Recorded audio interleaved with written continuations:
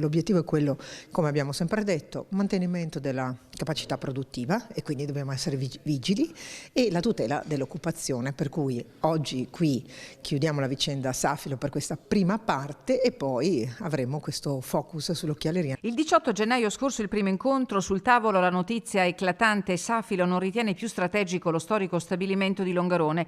Di lì in poi parte una trattativa serrata coordinata dall'unità di crisi dell'assessorato al lavoro della Regione Veneto. La chiusura con la cessione del ramo d'azienda al colosso del lusso Telios di LVMH e alla Innovatec dell'imprenditore friulano Carlo Fulchir.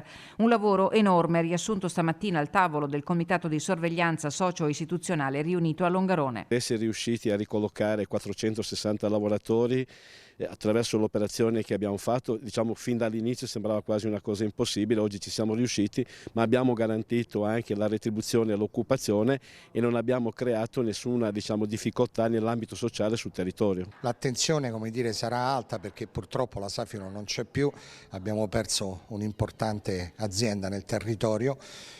La conseguenzialità di tutto questo ovviamente poi consiste non tanto nella preoccupazione per quanto riguarda il ramo d'azienda che è andato in Telios, siamo di fronte a una multinazionale ma per un piano industriale relativamente a Innovatec che non ci ha convinto. Mi preoccupa anche il fatto che la gente rimanga in cassa integrazione comunque anche con Telios per un lungo periodo.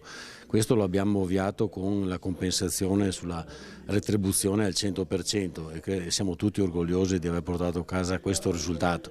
È chiaro che sì, l'imprenditore nuovo Carlo Fulchir che si affaccia in questa Valbelluna è nuovo e quindi ma lo aiuteremo anche a realizzare il suo sogno. Ora l'attenzione socio-istituzionale rivolta a Marcolin dopo l'annuncio del fondo PAI Partner di cedere per 1,35 miliardi di euro. Se si riesce a fare comunque sinergia magari con altre aziende sul territorio del settore potrebbe essere una soluzione che comunque possa garantire anche un lunghissimo futuro ad un'azienda che è un'altra delle aziende storiche sulle quali io non ho al momento non c'è nessuna paventata situazione di difficoltà. Mi preoccupa sempre un po' quando si perde il potere d'acquisto come sistema paese e però sappiamo che qui il potere d'acquisto è molto legato alla capacità dei nostri lavoratori di essere di altissima qualità. Se si viene a investire qui, se ci sono degli acquirenti qui, se si viene a fare delle scelte di tipo industriale vuol dire che qui c'è qualche cosa che altrove non si trova.